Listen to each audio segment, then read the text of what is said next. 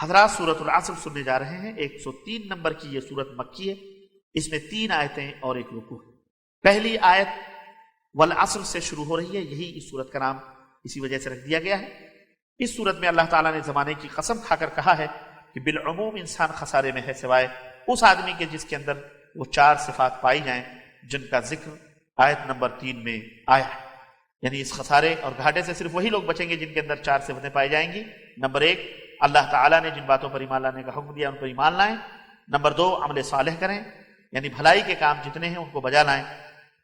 Number 3، جس ایمان اور عمل صالح کی باتیں اوپر بیان کی گئی ہیں ان کی وہ آپس میں ایک دوسرے کو نصیحت کریں اور ان پر عمل کی رغبت دلائیں۔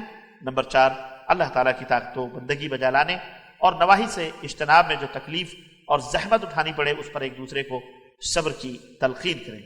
جس بندے میں یہ 4 صفات پائی جائیں گے وہ خسارے سے بچا رہے گا اور دونوں جہان میں فوز عظیم کا حقدار ہے۔ بسم اللہ الرحمن الرحیم۔ اللہ کے نام سے شروع جو بڑا مہربان نہایت رحم والا ہے۔ والعصر ان الانسان لفی خسر۔